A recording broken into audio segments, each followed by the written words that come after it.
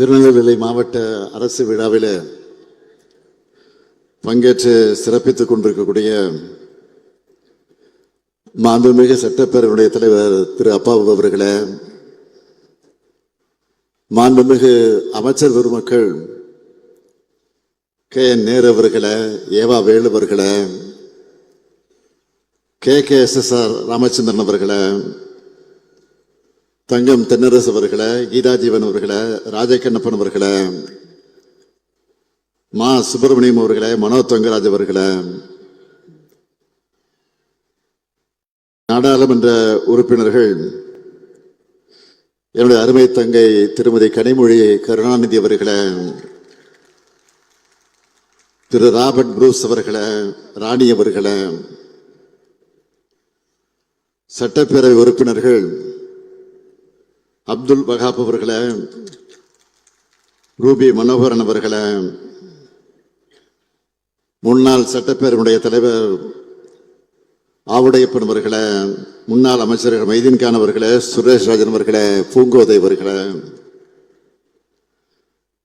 தொடக்கத்தில் அனைவரையும் வரவேற்று எழுந்திருக்கக்கூடிய மாவட்ட ஆட்சித்தலைவர் திரு சுகுமார் IAS அவர்களே, மாநகராட்சியுடைய மேயர் திரு ராமகிருஷ்ணன் அவர்களே, மாநகராட்சியுடைய ஆணையர் திருமதி மோனிகா ராணா IAS அவர்களே, உள்ளாட்சி அமைப்பினுடைய பிரதிநிதிகளே, அரசு உயர் அலுவலர்களே, நலத்திட்ட உதவிகளை பெறுவதற்காக வருகை தந்திருக்கக்கூடிய பெருமதிப்பிற்குரிய பயனாளி பெருமக்களே, என்னுடைய பாசத்திற்கும் பேரன்பிற்கும் உரிய மகளிர் சுய உதவி குழுவை சார்ந்திருக்கக்கூடிய என்னுடைய அன்பிற்கினிய தாய்மார்களே, சகோதரிகளே, பத்திரிகை மற்றும் ஊடகத்துறை சார்ந்திருக்கக்கூடிய நண்பர்களே, உங்கள் அனைவருக்கும் என்னுடைய அன்பான வணக்கம். ஆலயங்கோட்டை சிறையினிலே பாம்புகள் பள்ளிகள் நடுவினிலே அஞ்சாமல் இருந்தவர் யாரு? அது கலைஞரின் புகழை பாடுன்னு 1965ஆம் ஆண்டு நடந்த மொழிப்போரில் ஈடுபட்ட தலைவர் கலைஞருடைய தீரத்தை சொல்லக்கூடிய வகையில் காரணமாக அமைந்திருக்கக்கூடிய பாளையங்கோட்டை இருக்கக்கூடிய நெல்லைச்சீமைக்கு நான் வந்திருக்கிறேன். அன்றைக்கு பாதுகாப்பு சட்டத்தின் கீழ் கைது செய்யப்பட்டு பாளையங்கோட்டையில் அடைக்கப்பட்டவர் தான் நம்முடைய தலைவர் கலைஞர் அவர்கள். நாடே போற்றும் ஆட்சியை புனித ஜார்ஜ் கோட்டையிலிருந்து அவர் வழங்கினார். அதுதான் திராவிட மாடலோட நவீன தமிழ்நாட்டோட தொடக்கமாக அமைந்தது. இந்திய விடுதலை போராட்டத்திலையும் தமிழ்நாட்டின் வரலாற்றிலேயும் பொன்னால் பொறிக்கத்தக்க தியாகிகளை தந்திருக்கக்கூடிய மண் இந்த திருநெல்வேலி மண். அப்படிப்பட்ட இந்த நெல்லை மக்களுக்கு ஒரு மகிழ்ச்சியான செய்தியை பகிர்ந்துக்க நான் விரும்புகிறேன். இந்த நெல்லையின் அடையாளமாக விளங்குகிறது நெல்லையப்பர் கோயில். 7ஆம் நூற்றாண்டுல நின்று சீர் நெடுமாற பாண்டியரால் கட்டப்பட்ட இந்த கோயிலை 700 ஆண்டுகளுக்கு பிறகு புதுப்பிச்சு திருப்பணிகள் செஞ்சவர் நம்முடைய தலைவர் கலைஞர் அவர்கள். நெல்லையப்பர் கோயிலோட வெள்ளித்தேர் 1991 தீ விபத்துல எரிஞ்சு போனது. கடந்த பிப்ரவரி மாதம் தான் இதே நெல்லைக்கு வந்தப்போ மீண்டும் அந்த வெள்ளித்தேர் ஓடும்னு அறிவிச்சேன். மகிழ்ச்சியோடு சொல்றேன், இப்போ அதுக்கான பணிகள் எல்லாம் முடிஞ்சிடுச்சு. இன்னும் சில நாட்கள்ல, அதாவது ஜனவரி மாதத்துல முதல் வாரத்திலிருந்து அந்த வெள்ளித்தேர் ஓடும்னு மகிழ்ச்சியோடு நான் தெரிவிக்க விரும்புகிறேன். இப்போ நான் மகிழ்ச்சியில் மட்டுமல்ல பெருமையாக இருக்கிறேன். அதுக்கு என்ன காரணம்னா, நேற்று பொருணை அருங்காட்சியகத்தை திறந்து வச்ச பெருமிதத்தில் கம்பீரமாக உங்கள் முன்னாலே நான் நின்று கொண்டிருக்கிறேன். பொருணை தமிழனுடைய பெருமை, இந்திய துணைக்கண்டத்தினுடைய வரலாறு இனிமே தமிழ் நிலத்திலிருந்து தான் தொடங்கி எழுதப்படணும்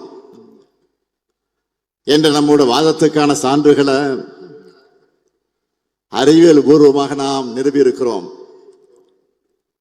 நாம ஏன் கீழடி பொருணைன்னு நம்முடைய வரலாற்று தரவுகளை தொடர்ந்து உறக்க பேசிட்டு இருக்கோம்? தமிழர்களான நம்முடைய பண்பாடு தனித்துவமானது, முற்போக்கானது, இந்திய துணைக்கண்டத்தோட நாகரிகத்தினுடைய தொட்டிலாகவும் உச்சமாகவும் இருந்தது நம்முடைய தமிழ் மாநிலம்தான். அதுக்கு பல இலக்கிய சான்றுகள் இருக்கிறது. ஆனால் இலக்கியம் மட்டுமே ஒருபோதும் வரலாற்று சான்றாகாது. எனவே அதை அறிவியல் ரீதியாக மெய்ப்பிக்கவும் தொல்லியல் சான்றுகளை சேகரிக்கவும் நாம் மேற்கொள்ளக்கூடிய காலப்பயணம்தான் அகழாய்வுகள். இந்த நிலையிலே தான் கீழே தொடங்கி பல வரலாற்று இடங்கள்ல நாம் மேற்கொள்ளுகிற அகழாய்வுகளுக்கு ஒன்றிய பாஜக அரசு எப்படியெல்லாம் தடை போடுறாங்கன்னு தொடர்ந்து அம்பலப்படுத்திக்கிட்டு இருக்கோம். அவங்களுடைய எண்ணம் என்ன? தமிழர்களுடைய வரலாற்று தொன்மையை நிரூபிக்கக்கூடிய ஆய்வுகள் எதுவும் நடக்கக்கூடாது. மீறி நடந்தாலும் அந்த ஆய்வு முடிவுகள் வெளியிலே வந்துவிடக்கூடாது. இப்படிப்பட்ட எண்ணம் கொண்ட தமிழ் மீதும் தமிழக மீதும் வெறுப்போடு செயல்படுகிற எதிர்த்துத்தான் நாம் இன்றைக்கு உறுதியோடு எதிர்த்து போராடிக்கிட்டு இருக்கிறோம். இல்லாத சரஸ்வதி நதி நாகரிகத்தை தேடி அலைகிறவங்களுக்கு கண்முன்ன நாம் வெளியிடுகிற ஆய்வுகள் தெரிகிறது இல்லை. அதுக்காக நாம் சோர்ந்து போய்விட முடியுமா? நம்முடைய கடமையிலிருந்து நாம் பின்வாங்க முடியுமா? நம்முடைய வரலாற்றை விட்டு கொடுத்துட முடியுமா? நிச்சயம் முடியாது. 2000 ஆண்டுகால சண்டை இது. இதுல நாம் தோற்ற மாட்டோம். நாமும் தொடர்ந்து அடுக்கடுக்கான சான்றுகளை வெளியிட்டுக் கொண்டே இருக்கிறோம். சான்றுகளை ஆய்வறிக்கைகளை வெளியிட்டா மட்டும் போதுமா? அறிவு தரத்தில் போராடி கொண்டிருந்தால் போதுமா? அதையெல்லாம் மக்கள் மன்றத்தில் கொண்டு வந்து வைத்து இன்றைக்கு அந்த பணியை நிறைவேற்றி கொண்டிருக்கிற அதற்காகத்தான் அருங்காட்சியகங்களை அமைச்சுக்கிட்டு இருக்கோம். 13 ஏக்கர் நிலப்பரப்புல 54,296 சதுரடி பரப்பளவுல பொருணை அருங்காட்சிய அரங்கத்தை நான் திறந்து வச்சேன். தமிழ்நாட்டின் முதலமைச்சரா, தமிழ்நாட்டினுடைய தலைமை இயக்கமான திராவிட முன்னேற்ற கழகத்தின் தலைவரா மட்டுமல்ல, ஒரு தமிழனாகவும் நான் இன்றைக்கு பெருமைப்படுகிறேன். நான் இங்கே கேட்க விரும்புவது, உரிமையோடு உங்களை எல்லாம் பார்த்து கேட்க விரும்புவது, நீங்க எல்லாரும் குடும்பத்தோட போய் இந்த அருங்காட்சியகங்களை பார்க்கணும். பார்ப்பீங்களா? பார்த்தே தீரணும். இந்த நேரத்தில் இன்னொரு விஷயத்தை நான் குறிப்பிட்டாகணும். கடந்த 2021ஆம் ஆண்டு ஒன்றிய பட்ஜெட்ல ஆதிச்சநல்லூர் அருங்காட்சியகம் அமைக்க அறிவிப்பு வந்துச்சு. அந்த பணிகள் இப்ப எந்த நிலையில் இருக்கு? இன்னும் அதற்கான பணிகள் எதுவும் தொடங்கல. ஆனா நாம் ஆட்சி பொறுப்புக்கு வந்த பிறகு தமிழ்நாடு தொழில் துறை சார்பில் சிவகளை உள்ளிட்ட அகழாய்வுகளை மேற்கொண்டு இப்போ உலகமே திரும்பி பார்க்கக்கூடிய அளவுக்கு பொருணை அருங்காட்சியகத்தை உருவாக்கி இருக்கிறோம்.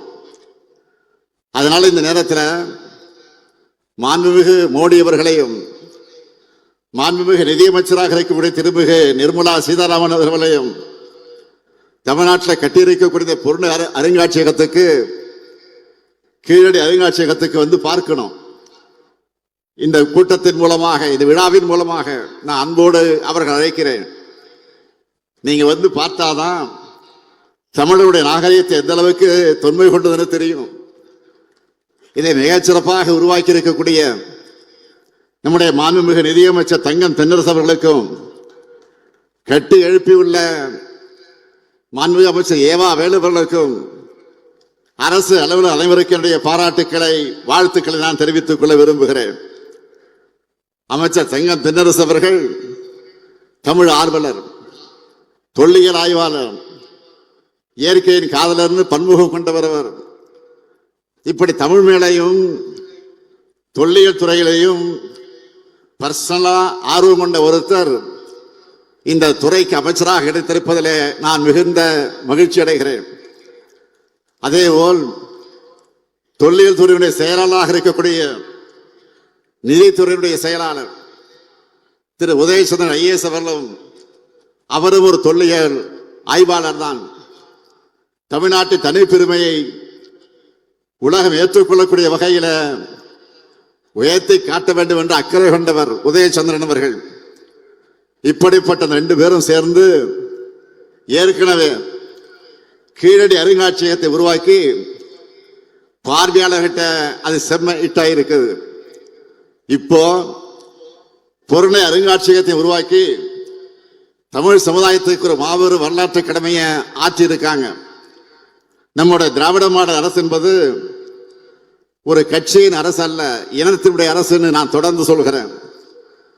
அதுக்கான பெருமைமிகு சாட்சி தான் கீழடியும் இங்கு அமைந்திருக்கக்கூடிய பொருணை அருங்காட்சியகம்.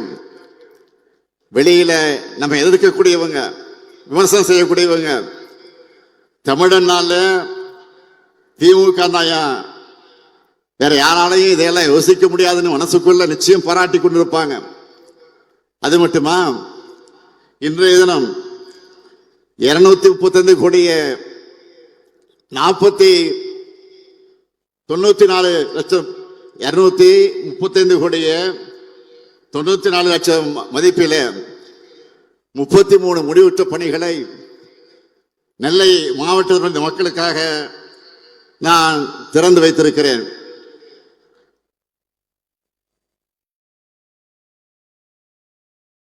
அதில் குறிப்பிட்டு சொல்லணும்னா, நெல்லை பன்னோக்கு மருத்துவமனையில் இதயம், நரம்பு, சிறுநீரகம், கல்லீரல் குறைபாடு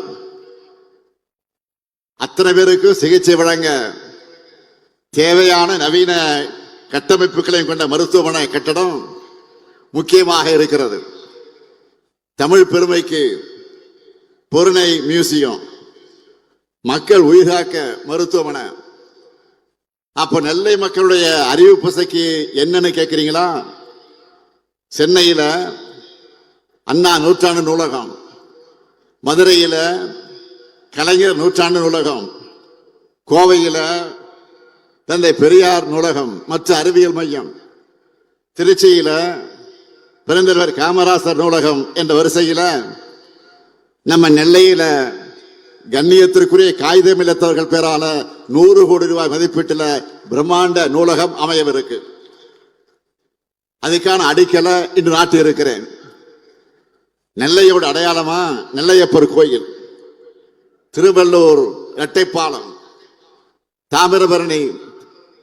இந்த வரிசையில இனி பொருணை அருங்காட்சியகமும் மாபெரும் அறிவு திருக்கோயிலா அமைய போற காகிதமில்ல நூலகம் இருக்கும்.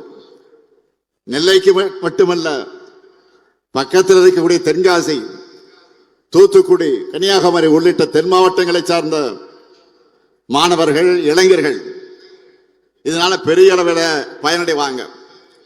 மொத்தம் 356 கோடியே 59 லட்சம் ரூபாய் மதிப்பில் புதிய திட்டப்பணிகளுக்கு அடிக்கல் நாட்டி இருக்கிறேன். 45,477 பயனாளிகளுக்கு 101 கோடி 49 லட்சம் ரூபாய்க்கு நலத்திட்ட உதவிகளையும் வழங்கக்கூடிய முப்பெரு விழாவாக இந்த அரசு விழாவை மிக சிறப்பான வகையில் ஏற்பாடு செய்திருக்கக்கூடிய இந்த மாவட்டத்துடைய பொறுப்பு அமைச்சர், நம்முடைய சீனியர் அமைச்சர்களை ஒருத்தராக விளங்கிக் கொண்டிருக்கக்கூடிய KN நேரு அவர்களையும் நான் இந்த நேரத்தில் பாராட்டுகிறேன், வாழ்த்துகிறேன். அனுபவமிக்க சிறந்த செயல் வீரர் உங்க மாவட்டத்துக்கு பொறுப்பு அமைச்சராக கிடைச்சிருக்கிறார். அவர் கையில பெரிய துறை இருக்கு. அதனால பெரும்பாலான திட்டங்களை அவரே உங்களுக்கு கொண்டு வந்து விடுவார். சீனியர் மினிஸ்டர் என்கிற காரணத்தால் மற்ற அமைச்சர்களிடத்திலே மிரட்டி உருட்டி கனிவா பேசி கொண்டு வந்துடுவார். இங்க நாம நடைமுறைப்படுத்தி வரக்கூடிய திட்டங்களை பார்த்தாலும் நேருவோட எஃபெக்ட் தெரியும். விழாவை சிறப்பாக ஒருங்கிணைச்சிருக்கக்கூடிய அவருக்கும், அதேபோல் மாவட்ட ஆட்சியர் சுகுமார் அவர்களுக்கும், இவர்களுக்கெல்லாம் துணையாக இருக்கக்கூடிய அனைத்து துறை அரசு அதிகாரிகளுக்கும் என்னுடைய மனமார்ந்த பாராட்டுக்களையும் வாழ்த்துக்களை நான் தெரிவித்துக் கொள்ள விரும்புகிறேன். 16 ஆண்டுகளுக்கு முன்னாடியே முதலமைச்சர் கலைஞர் அவர்கள் தாமிரபரணி ஆற்றின் வெள்ள உபரி நீரை வறண்ட பகுதிகளுக்கு கொண்டு போக 369 கோடி ரூபாய் ஒதுக்கி தாமிரபரணி, கருமணியாறு மற்றும் நம்பியாறு வெள்ள உபரி நீர் திட்டத்தை தொடங்கி வச்சார். 2021 நம்ம திராவிட மாடல் ஆட்சி பொறுப்பேற்ற உடனே இதுக்காக தனியாக அலுவலர்களை நியமித்து விரைந்து முடிக்க நான் உத்தரவு போட்டேன். தமிழ்நாட்டின் நதிநீர் இணைப்பு திட்டமாக வெற்றிகரமாக இது முடிக்கப்பட்டு கடந்த பிப்ரவரி மாதம் அது திறந்து வைக்கப்பட்டது. இதனால திருநெல்வேலி மாவட்டத்தில் 14,085 ஹெக்டரும், தூத்துக்குடி மாவட்டத்தில் 8,955 ஹெக்டர்னு மொத்தம் 23,040 ஹெக்டர் நிலங்கள் பாசன வசதி பெற்றது. அதேபோல் பாளையங்கோட்டை, நாங்குநேரி, ராதாபுரம், திருவைகுண்டம், திருச்செந்தூர் ஆகிய சட்டமன்ற தொகுதியில் இருக்கக்கூடிய வறண்ட பகுதிகளில் இதனால நிலத்தடி நீர் மட்டம் உயர தொடங்கி இருக்கு. வேளாண்மை பிணைகள் பெருகி இருக்கு. இப்படி நம்ம திராவிட மாடல் ஆட்சியில திருநெல்வேலி மாவட்டத்துக்கு ஏராளமான நன்மைகளை செஞ்சு இன்றைக்கு மக்களுக்கு அர்ப்பணிச்சிருக்கிறோம்.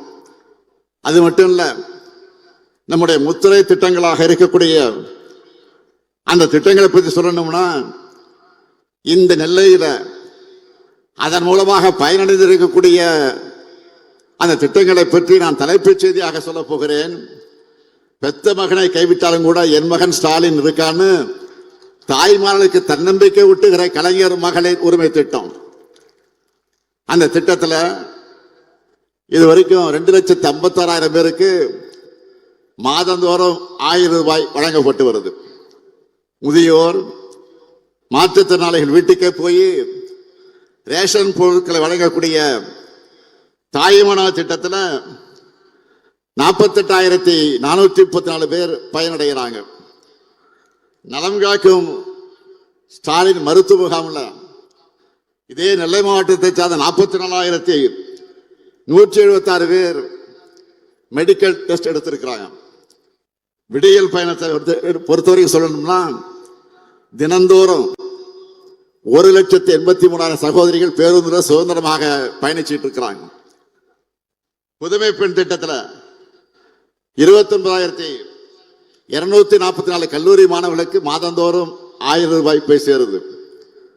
அதேபோல் தமிழ் புதல்வர் திட்டத்தில் 19,426 மாணவர்களுக்கு மாதந்தோறும் 1,000 ரூபாய் வழங்கப்படுது.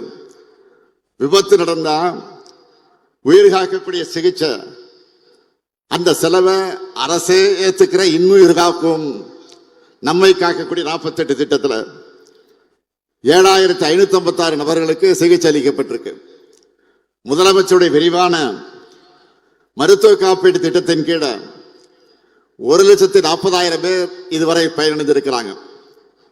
இதுவரை இல்லாத அளவுக்கு 91,227 குடும்பங்களுக்கு வீட்டு மனை பட்டாக்களை வழங்கி இருக்கிறோம்.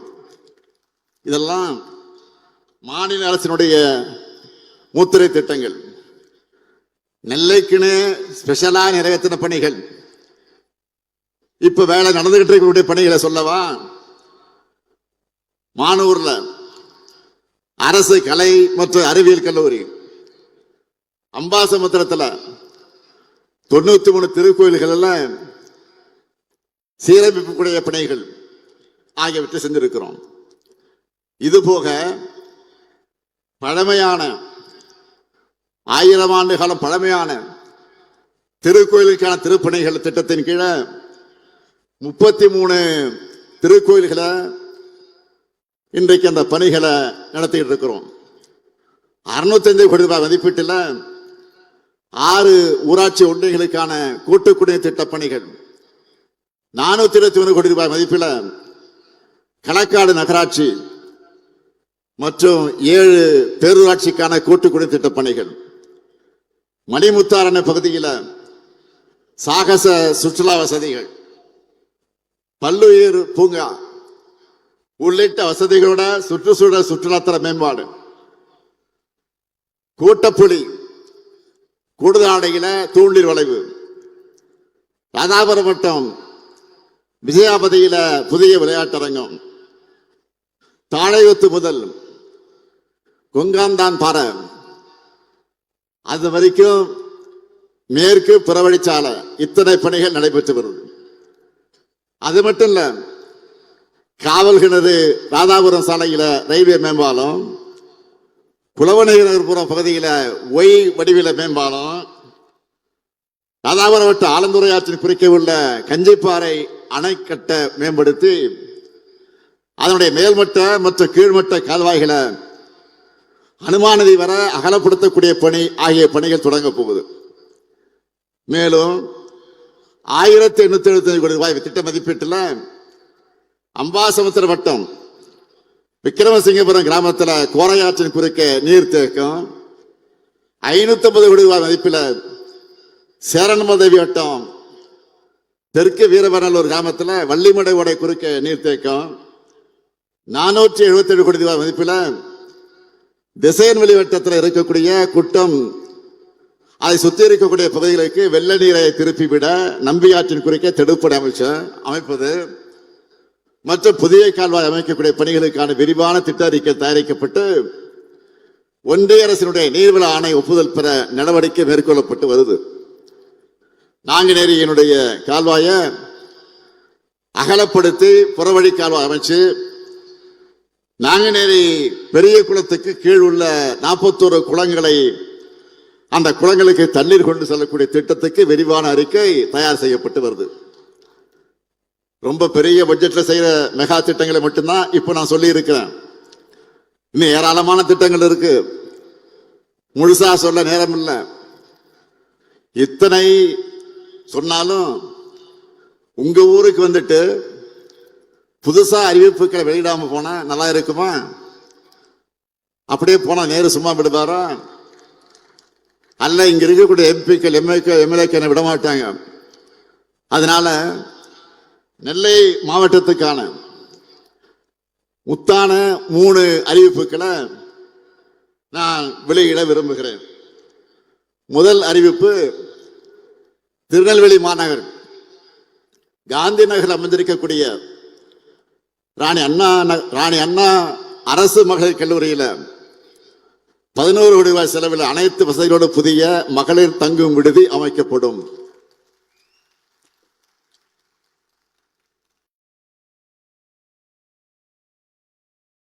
இரண்டாவது அறிவிப்பு, சேரன்மாதேவி வட்டம் முக்கூடல் பாப்பாக்குடி கிராம விவசாயிகள் பயன்பெறக்கூடிய வகையில் காங்கேயன் கால்வாய் மற்றும் வெள்ளோடையை மேம்படுத்தக்கூடிய பணிகள் 4 கோடியே 1 லட்சம் ரூபாய் மதிப்பீட்டில் மேற்கொள்ளப்படும்.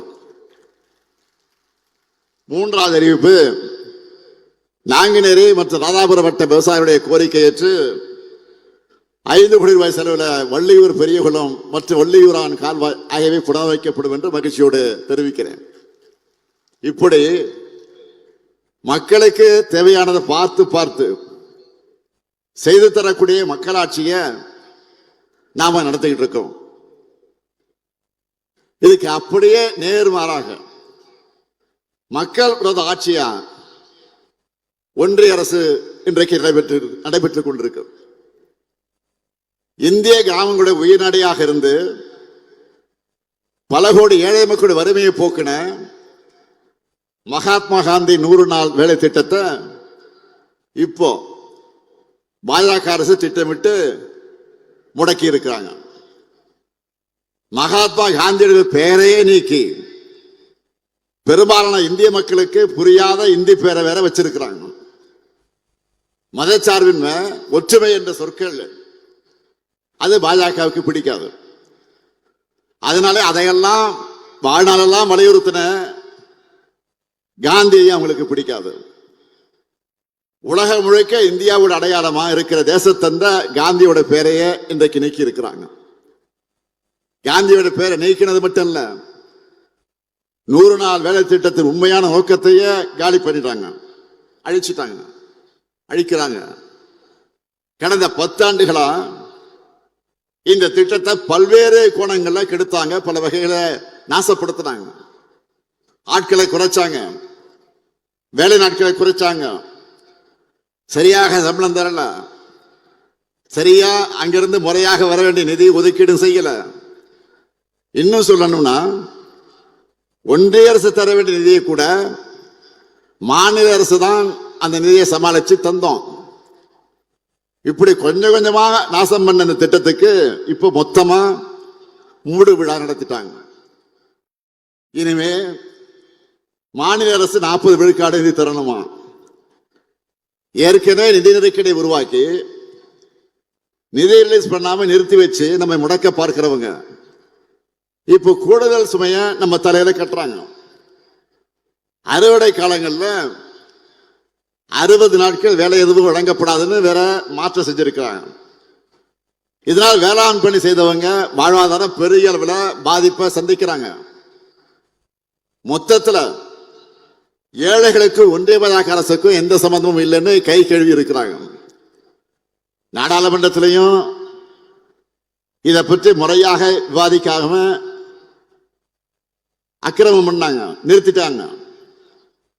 இதோட விளைவுகள் யாரும் நினைச்சு பார்க்க முடியாத அளவுக்கு மோசமாக இருக்கிறது. அதனால அரசியல் இயக்கங்கள் எல்லாம், செயற்பாட்டாளர்கள், உலக புகழ்பெற்ற பொருளாதார அறிஞர்கள், நோபல் பரிசு பெற்றிருக்கக்கூடிய வல்லுநர்கள் எல்லாம் பலரும் ஒன்றிய பாஜக அரசு முடிவு எதிர்த்து குரல் கொடுத்திருக்கிறாங்க. இது ஒரு வரலாற்று தவறுன்னு எச்சரிக்கை மணியை ஒழிச்சிருக்கிறாங்க. இந்த நிலையிலே தான் வருகிற 24ஆம் தேதி 100 நாள் வேலை திட்டத்தை நிறுத்துறதுக்கு எதிராக நம்முடைய திராவிட முன்னேற்ற கழகத்தின் தலைமையில் அமைந்திருக்கக்கூடிய மதச்சார்ப கூட்டணியின் சார்பில் தமிழகம் முழுவதும் ஒன்றிய முழுவதுமாக நாம் ஒரு மிகப்பெரிய ஆர்ப்பாட்டத்தை நடத்த வேண்டும் என்று அறிவிச்சிருக்கிறோம். ஆனா இதை பத்தி மூச்சு விட கூட விட முடியாமல் இருக்கிறார். யாரு? போலி விவசாயி பழனிசாமி. உண்மையான விவசாயியும் நான் தான் விவசாயின்னு சொல்றாரு. நானும் கேடிதான், நானும் திருடன் தான் சொல்லி சொல்ற மாதிரி நானும் விவசாயி தான் சொல்லிக்கிட்டே இருக்கிறதா இதுவரைக்கும் வாய் திறக்கல. ஏற்கனவே விவசாயிகளுடைய உரிமையை பறிக்க அவங்களால நடுத்துறை நிறுத்தி பெரிய போராட்டத்தை நடத்தினாங்க. எதுக்கு? 3 வேளாண் சட்டத்தை பாஜக அரசு கொண்டு வந்துச்சப்போ அதுக்கு பாஜக காரங்களெல்லாம் மூக்கு மேல விரல் வைக்கக்கூடிய அளவுக்கு முட்டு கொடுத்தார். யாரு? பழனிசாமி. என்ன சொன்னாரு? நியாயப்படுத்தினாரு. போராடுறவங்கெல்லாம் புரோக்கர்னு சொன்னாரு. அது மட்டுமா, சிறுபான்மையினருக்கு, இலங்கை தமிழர்களுக்கு எதிரான குடியுரிமை திருத்த சட்டத்தை பாஜக கொண்டு வந்தப்போ நாடு முழுக்க போராட்டம் நடந்துச்சு. ஆனா இதனால எந்த முஸ்லீமும் பாதிக்கப்பட மாட்டார் மனசாட்சி இல்லாம சொன்னவர் யாரு? பழனிசாமி. இந்த துரோக லிஸ்ட்ல லேட்டஸ்டா அடிஷனலா 100 நாள் வேலை திட்டம் சேர்ந்திருக்கு. பாஜக அரசு பல கோடி ஏழை மக்களோட வயிற்றுல அடிக்கிறப்ப கூட அதை எதிர்க்க துணிச்சல் இல்லாம அநியாயத்துக்கு துணை போகிற இந்த செயலை மக்கள் மறக்கவோ மன்னிக்கவோ மாட்டாங்க. எனவேதான் மக்கள் சக்தியின் துணையோடு இந்த சட்டத்தையும் திரும்ப பெற வைப்போம். இது எங்களுடைய லட்சியம். ஜிஎஸ்டி அடாவடி ஆளுநர், மெட்ரோ நிராகரிப்பு அப்படின்னு ஒன்றிய பாஜக எத்தனை நெருக்கடியில் ஏற்படுத்தினாலும் போராடி வாதாடி திட்டமிட்டு அனைத்து வகையிலும் தமிழ்நாட்டை முன்னேறிய மாநிலமாக நாம் உயர்த்தி காட்டிக் கொண்டிருக்கிறோம். இந்தியாவிலேயே நம்பர் 1 மாநிலம்னு நாம சொல்லல, ஒன்றிய அரசின் அறிக்கையிலேயே அறிவிச்சிருக்கிறாங்க. நம்ம எதிர்க்கிறவங்க கூட மறக்க முடியாத அளவுக்கு வெற்றி என்பதுதான் திராவிட மாடல் கெத்து. அடுத்து அமைய போறது நம்முடைய ஆட்சி தான். உறுதியா சொல்றேன், திராவிட மாடல் 2.0 இன்னும் பல மகத்தான திட்டங்கள் வரப்போகுது. கலைஞர் மகளிர் உரிமை தொகையை இதுவரை 1,13,00,000 சகோதரிகளுக்கு கொடுத்துட்டு இருந்தோம். இந்த மாசத்திலிருந்து கூடுதலா எவ்வளவு கொடுக்கிறோம்? 16 லட்சம் பேருக்கு அதிகமாக மாசம் 1000 ரூபாய் கொடுக்கிறோம். நம்முடைய திட்டத்தை இந்தியாவில் பல மாநிலங்களை ஃபாலோ பண்ண ஆரம்பிச்சிட்டாங்க. பாஜக ஆட்சியர் ஒரு மாநிலத்தில் கூட கொடுத்துட்டு இருந்தாங்க. அதான் இப்ப திருப்பி கேட்கறாங்க அதை கொடுத்தத. ஆனா நாம கூடுதலா கொடுக்கிறோம். இப்போ திருப்பி கேட்கல, கூடுதலா கொடுக்கிறோம். இதான் திமுக ஆட்சி, இதான் திராவிட மாடல் ஆட்சி, இதுதான் தமிழ்நாடு. உங்களுடைய அசைக்க முடியாத ஆதரவோடு இது என்றும் தொடரும். எத்தனை தடைகள் வந்தாலும் திராவிட மாடலால் தமிழ்நாடு வெல்லும், தமிழ்நாடு வளரும். நன்றி.